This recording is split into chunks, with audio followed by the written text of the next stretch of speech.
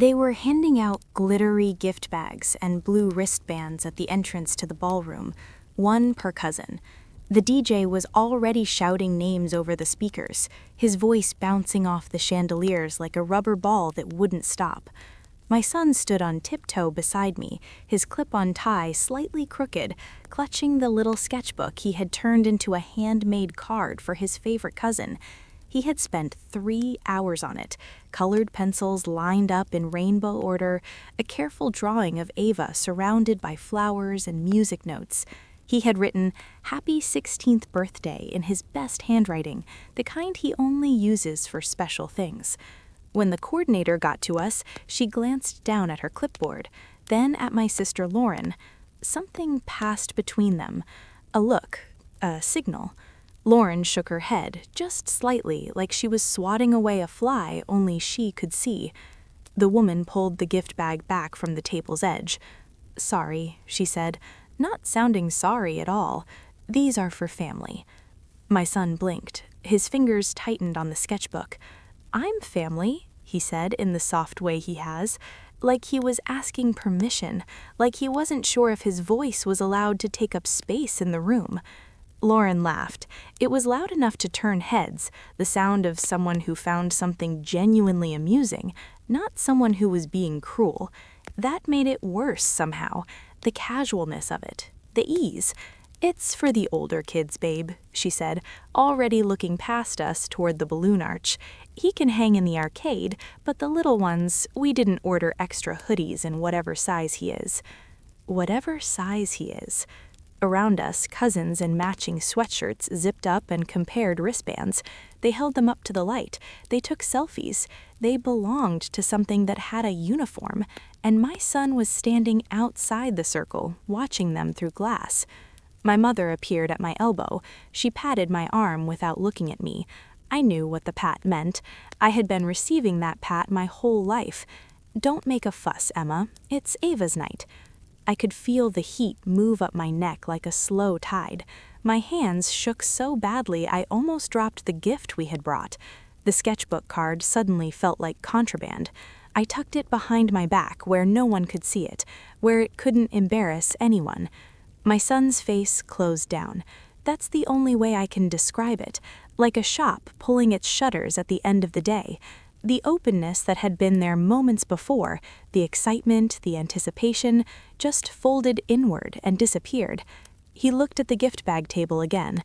I watched his eyes move across the remaining gift bags, counting, trying to make the numbers work differently, trying to count wrong so he could fit. I swallowed. I did the thing I have done my whole life at family events. I made my voice even and light, cheerful even. The voice of a woman who has learned that smoothing things over is easier than standing in the fire. "It's fine, honey. Let's go find your seat." His place card wasn't on the long cousins table, the one decorated with streamers and confetti and 16 candles in glass holders, the one where all the kids his age were already settling in, pushing each other's shoulders, laughing at inside jokes he would never be part of. There was an extra chair by the staff door, separate, obvious. The place card said +1 in generic cursive. Someone had drawn a frown on it with a silver Sharpie, a little sad face, like a joke, like my kid was a joke. I slid the card toward him gently, as if it could break, as if he could break. The base thumped softly against the tablecloth. The base dropped. The lights started to strobe. The party was beginning whether we were part of it or not. I pulled a paper napkin from the dispenser and folded it into a little tent. I took the pen I keep in my purse for writing checks and wrote his name in careful block letters. Noah. He didn't look at me. He just put his hands in his lap and kept them there. Small hands. Still hands. The hands of a boy who had learned to take up as little space as possible. The coordinator walked by again, close enough that I could smell her perfume. She dropped a glitter wristband at the next kid's elbow without breaking stride. The kid was maybe 8. He whooped and slid it onto his wrist immediately. My son watched. He didn't say anything. He had stopped expecting to be included. That was the part that broke something in my chest. And for the first time all night, I thought about the phone call from that morning. The hospital, the nurse with the kind voice and the terrible words. "We can't proceed, Miss Anderson. Someone canceled the procedure and reversed the deposit." I had stood in my kitchen holding a coffee cup that suddenly felt too heavy. Canceled by who? "Your sister, Lauren Anderson. She had your authorization on file from last year when you paid for your father's surgery. She said there was a conflict." A conflict. I looked around the ballroom now. The flower wall by the photo booth, $2,200. The custom neon sign, $800. The matching hoodies my son wasn't wearing, probably $40 each times however many cousins were considered real. My American Express had pinged that morning, Citrine Events, $2,800. The exact amount of my son's surgical deposit. She had called the hospital. She had pretended to be me. She had taken the money set aside for my child's health and redirected it to a party decoration. My tongue felt too big for my mouth. I should have stood up. I should have walked to the head table and said something. I should have made a scene worthy of the rage building in my bloodstream. Instead, I smoothed Noah's hair where the barber had missed a cowlick. I told myself to breathe through my nose, to count to 10, to survive the next few hours without combusting in the middle of my niece's sweet 16. I smiled for the photographer when she swept by. I kept the sketchbook card in my hand, hidden against my thigh like evidence. I watched my sister feed Ava a piece of cake like it was a wedding. I watched the slideshow of baby pictures. I watched my mother cry at the part where the music swelled. I watched the candle ceremony where each cousin was called up to light a flame and say something sweet. They didn't call Noah. He stood when the two girl cousins on either side of him stood. Then he sat back down when he realized. His ears went red. He looked at me like he didn't want me to see he was looking at me. 4 songs later, in the break between a fast song and a slow one, he leaned close to my ear. "Can I go home?" he whispered. He said it quietly like he didn't want the speakers to hear him. "I should tell you who I am. My name is Emma. I'm 37 years old. I live in Portland, Oregon, in a small house with a dog who snores and a son who reads appliance manuals for fun. I'm a veterinarian. I own a clinic wedged between a bakery and a print shop on a street that smells like coffee and wet dog no matter how much we mop. Noah is 10. He sleeps with a lamp on because the dark feels like a big room with no furniture. Those are his words, not mine. He lines up his markers in rainbow order. He makes cards for people he loves. He asks permission before he speaks, like his voice is something borrowed. My sister Lauren is 2 years younger than me. She plans events for the vibe, her words. She has always been the firework over the lake, while I was the person making sure we had a fire extinguisher. Her daughter Ava is 16, and beautiful in the way that makes strangers stop and stare. The family orbit follows her Instagram. When she posts, everyone comments.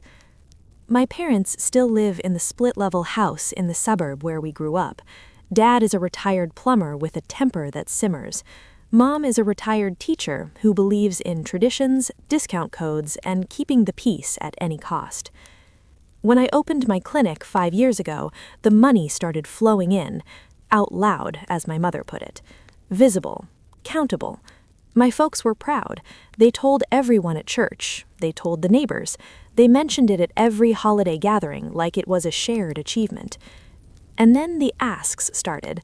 Soft at first, hesitant, almost apologetic. "Can you spot the difference on the car insurance, Em? Just this month. Can you add your sister as an authorized user? Just for groceries. She's rebuilding her credit. Can you set up the mortgage auto pay from your account? Just until Dad's pension kicks in." I said yes, every time, because yes was easier than the silence that followed when I said no. Because yes meant I was a good daughter, a good sister, a good person. Because the numbers made sense to me even when the people didn't. I set up a family wallet, a joint checking account with my name at the top. I put Mom and Lauren on it for emergencies. I told myself it was temporary. Here is what temporary looked like. I paid my parents' mortgage, $1,750 a month, drafted automatically. I did a weekly transfer to Mom's account, $200 since your brother does zero. I don't have a brother. She means my cousin Derek, who lives in their basement and pays rent in Shores. I covered Dad's deductible the year he had his gallbladder out, $4,000. I paid $12,000 for the backyard patio because Dad wanted a place to sit with the grandkids. I put Lauren on my American Express. I covered Ava's braces when Lauren's credit tanked, $6,200 over 2 years. I sent $3,900 for the cousins' Disneyland trip because I didn't want Noah to be the only one not going. Do you know what happened at Christmas that year? Noah got a $5 puzzle and an orange. The other grandkids got iPads from Santa. I took a picture of him holding up the orange with a grin that didn't reach his eyes. I told myself it was funny, a quirky family story. I told myself to let it go. At the Disneyland trip I had funded, Noah sat out 2 rides because Lauren told him, "Your height doesn't count here, sweetie." In the group photo, he was cropped off the edge. The caption said, "All the cousins together." I forgot to like it. Last fall, Noah started snoring. Not old man cute snoring, scary snoring. He would stop breathing in the middle of the night and jolt awake gasping. He got headaches. He dozed through class. His teacher called to ask if everything was okay at home. The ENT said it was obstructive sleep apnea. His tonsils were big as grapes, his adenoids worse. The doctor showed me a scan and pointed to the narrowed airway like it was a clogged pipe. It explained the ear infections, the muffled way he said certain words, the constant exhaustion. Surgery. Out of pocket after insurance, $8,400. The hospital needed a deposit 2 weeks before, $2,800. I paid it from the family wallet because it was liquid and I already had the routing number saved. Easy. Done. I told everyone I would be off that week. No Sunday dinner. No, I can't bring the salad. His surgery is Monday. Yes, we'll keep him quiet. He'll be okay. I bought popsicles and a bell he could ring from the couch. I wrote down medicine times on sticky notes in 3 different colors. I told my technician Priya I might be late Tuesday for the bandage check, and she said she would cover. I was ready. And then Lauren found out. She saw the balance when she checked the family wallet for Mom's grocery money. She saw the deposit. She saw the date. She called the hospital. She said she was me. She canceled my son's surgery and redirected the deposit to a flower wall for a party. Standing in the ballroom, watching Noah stare at his hands, I made a decision. I told him we would say happy birthday and then we would go. I hugged him. He felt stiff, like a little chair, like a boy who had practiced being small. I slipped into the hallway by the coat check and called the hospital. A different nurse answered, brisker but kind. I confirmed the cancellation, I gave a different card, my personal one, and paid the deposit again. I asked for the next available date, 2.5 weeks out. I wrote it on the back of my parking ticket with the pen from my purse. I asked them to remove any authorization forms except mine. I asked if they could put a note on the file, "Do not discuss this account with anyone except Emma Anderson." They said yes. When I hung up, I didn't go back into the ballroom. I walked into the lobby and sat on a hotel chair that pinched my thighs. I opened my banking app. The family wallet showed $31,246. The refund had passed through, and Lauren's event charges had already hit. I called my accountant. Kara picked up on the second ring. "Hey, Em, what's wrong?" "I need to remove my mother and my sister from everything they're attached to, personal and business, authorized users, shared logins, joint accounts, today. Not a consultation. Done." I could hear her pen moving. "Walk me through which ones." I did. Every account, every card, every autopay. Then I said the words that changed everything. The mortgage for my parents' house, cancel my payments, remove my account from their file, and set a fraud alert on my credit. My sister called a hospital pretending to be me. I don't know what else she has access to. Kara inhaled slowly. And you're sure? I looked through the glass doors at Noah. He had moved to the lobby and was sitting under a potted palm with his coat on. He was watching the automatic doors slide open and close, like gills, like breathing. I'm sure. My phone buzzed before I even got Noah buckled into the car. A text from Lauren. Did you fix the hospital thing? Good, I knew you would. It's not fair to put that stress on me the weekend of the party. He can wait. Ava only turned 16 once. Another from my mother. We'll help after the party. Please don't ruin this with your drama. You know how she gets. I stared at the screen until the words blurred. Then I put the phone face down on the passenger seat and pulled out of the parking lot. Noah was quiet. He had his coat zipped up to his chin even though the car was warm. His hands were folded in his lap like he was waiting for something. Permission, maybe, or an explanation. I gave him one. Your surgery was canceled without my permission, I said, keeping my eyes on the road. Someone made a mistake. I fixed it. It's scheduled again in 2.5 weeks. I glanced at him in the rearview mirror. His eyes were big, but he nodded. Also, I continued, we're not going to see Nana or Aunt Lauren for a while. He processed this. I could see him turning it over in his mind, examining it from different angles like one of his puzzles. Okay, he said finally.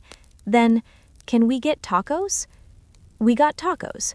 We sat in a grocery store parking lot and ate them with the radio on, something with talking instead of music.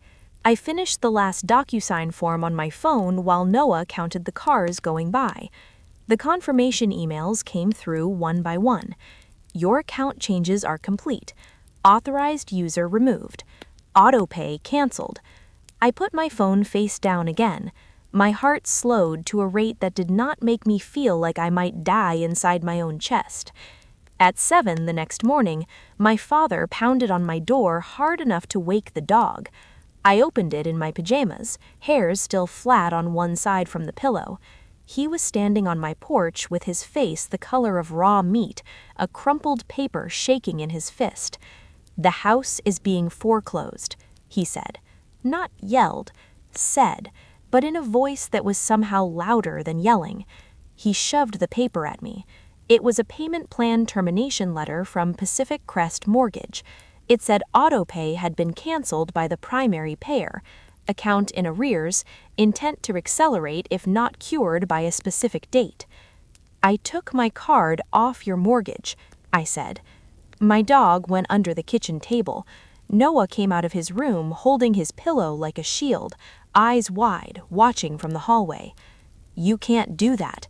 Dad's voice cracked on the last word. We had a deal. You're the one with money. You're supposed to... I won't finance a family my child isn't part of. The words came out clear and quiet, calmer than I felt. Veterinarian voice. The voice I use when I have to tell someone their pet isn't going to make it. I'm not your backup bank. The mortgage is yours. It always was. He made a sound like a door closing wrong, a grunt, a gasp, something between rage and disbelief. He looked past me into my kitchen, scanning the room like he could see where I kept the money, like it was a physical thing he could grab, like he could lunge past me and take it. You're heartless. You'll regret this. He dropped the letter on my doormat like a curse and walked back to his truck. I could hear him dialing before he got the door open, already calling my mother, already starting the next round. I shut the door. I locked it. I looked at Noah, still standing in the hallway with his pillow. Pancakes? I said. He nodded. I made pancakes. My hands shook. I dropped one on the floor and the dog got it before I could pick it up. Noah smiled for the first time in 24 hours. By noon, my phone was a slot machine I didn't want to pull. 32 texts in the family group chat, Lauren's name ringing through like a stuck smoke alarm. Where is the mortgage payment going to come from now, Emma? Be an adult. You're punishing Ava for no reason. You ruined her party. She asked where Noah was for the last dance. And then, from my mother, he isn't even blood, he's your son. That one got screenshotted and dropped back into the chat by my cousin Mateo. Just the words, nothing else. Then he texted me separately. I saw the wristband thing at the party. I'm sorry, this is messed up. I didn't respond to any of them. I put my phone on silent and took Noah to the park. Mom came by that evening with a container of baked ziti and a tight smile. She sat at my kitchen table, chipping at the clear polish on her thumbnails while I made coffee I didn't offer her. The kitchen was quiet except for the sound of Noah's cartoons drifting in from the living room. "We need to talk," she said. "No," I replied. Calm voice. That voice. "We don't." She opened her mouth, but I kept going. "I wrote you a check for the patio. I paid for Ava's braces. I covered your mortgage for 18 months. I funded a Disneyland trip. I paid for Dad's surgery. I have asked for nothing in return except that you treat my son like family." I set down my coffee cup. It clicked against the counter harder than I intended. "You couldn't do that for one party?" "It was a misunderstanding." Mom's voice had that practiced smoothness, the one she uses when she's managing a situation. "Lauren didn't have his size. You know how ordering works. And the surgery, Emma? He snores. He can wait. Ava only turns 16 once. You're making this into a war. I'm making it into a boundary." I slid her the coffee mug I hated most, the one that said, "Mondays are for mimosas" in cursive pink letters. I folded my hands in my lap so she wouldn't see them shaking. "I won't fund what erases my kid."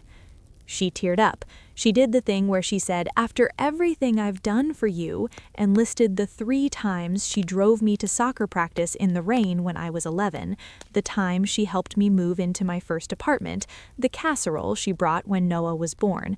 I did not explain that covering someone's mortgage isn't an apology for being a teenager, that love isn't supposed to make you poor, that keeping score only works if both people are playing the same game. I just repeated my one line. "You're off my accounts. The decision is made."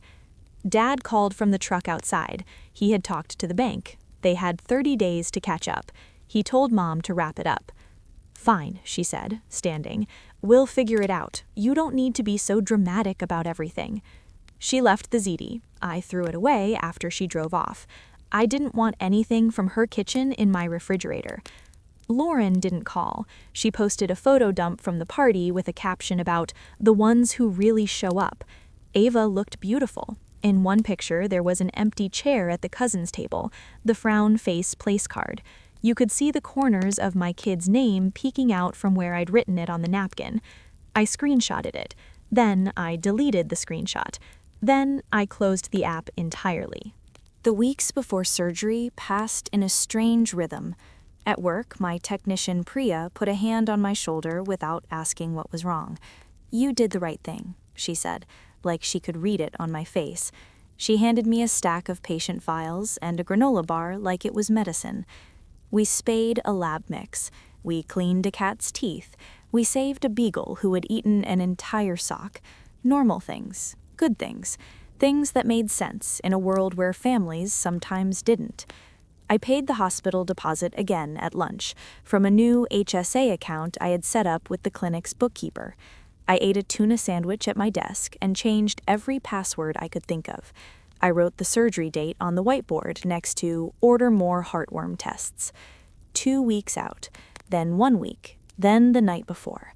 Mateo and his wife brought their girls over that Saturday. We made cookies that came out slightly burnt on the bottom. The kids sang along to a karaoke machine that had been broken since 2018, but still worked well enough to count as entertainment. Mateo stood next to me in the kitchen while the kids argued about song choices. "My mom's on your side," he said, meaning our Aunt Nancy.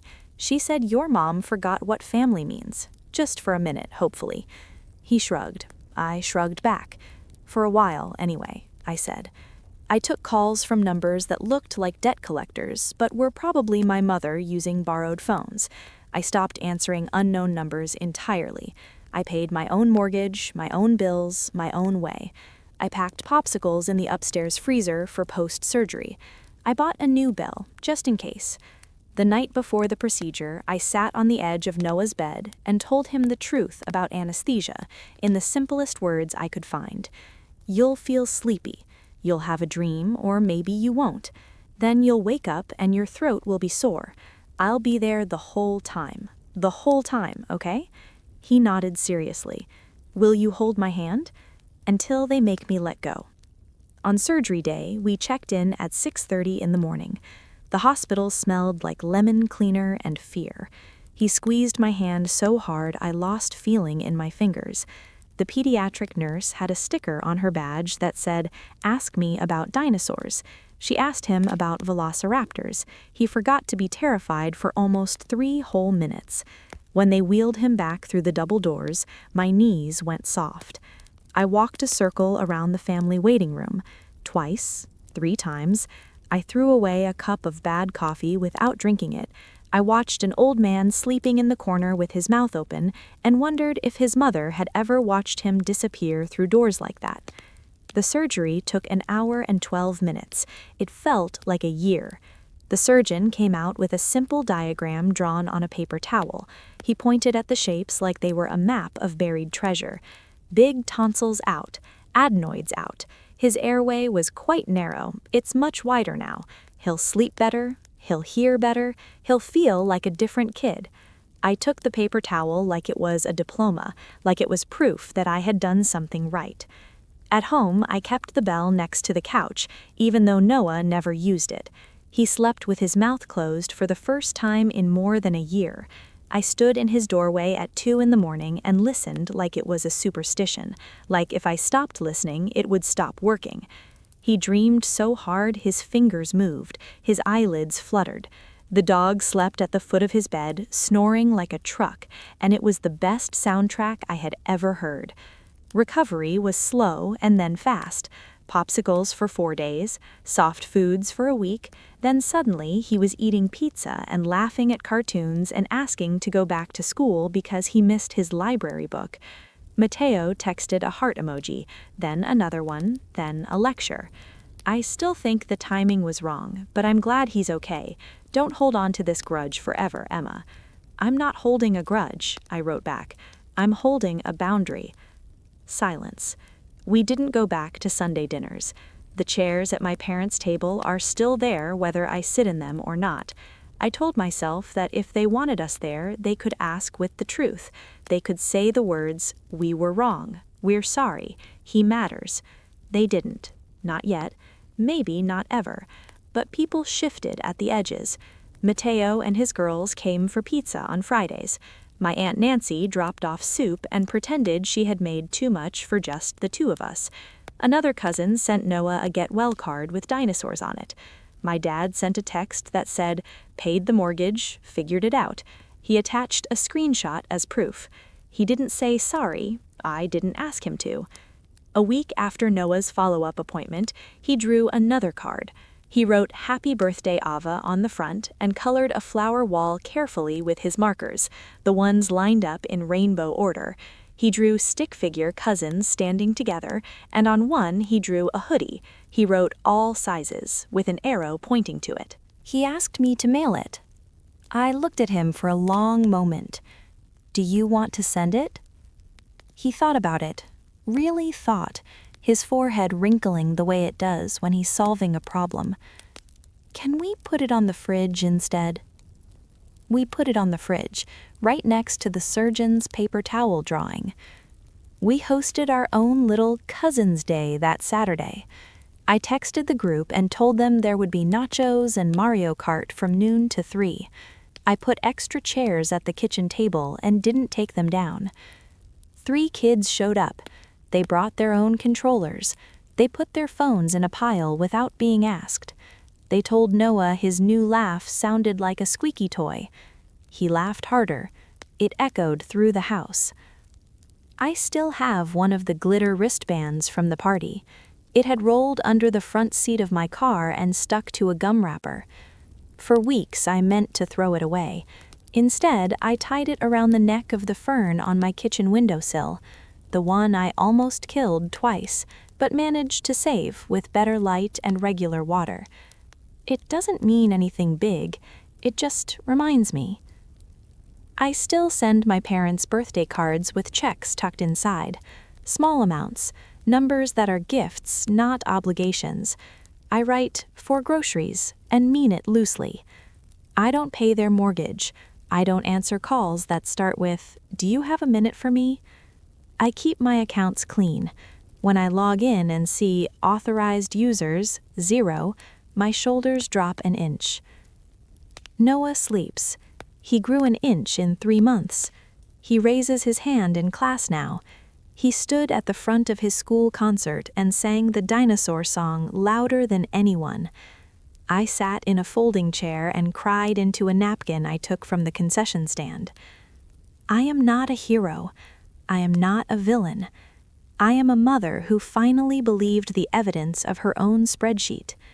If you're not part of my kid's life, you're not part of my money. If you can't count him, you don't get to count on me. Every night, I set the table with 2 plates. There's room for more, but I've stopped waiting to fill it. I wrote Noah's name on a new place card and laminated it with clear packing tape. Ridiculous, maybe, but permanent. Every time I slide it under his fork, I remember the night he didn't get one. I remember the frown drawn in silver Sharpie. I remember how it felt to write his name in my own handwriting on a napkin, trying to make him real to people who should have known. And I keep doing it, every day, in every way that matters. I write his name. I count him first. Thank you for listening Noah's story, and Emma's, and maybe, in some small way, your own. Family is supposed to be the place where your name is already written on the card, where your size is already ordered, where you don't have to ask permission to take up space. When it isn't, when love comes with invoices and belonging comes with conditions, you're allowed to rewrite the terms, not with cruelty, not with revenge, just with clarity. I'm holding a boundary. That's the whole sentence. You don't have to explain it. You don't have to justify it. You just have to mean it. To everyone out there writing names on napkins, making space at tables that tried to exclude you, laminating place cards for the people you refuse to let be erased, I see you. You're doing it right. Now go set the table. Count the people who count you back, and leave room for more, but only the ones who deserve the chair.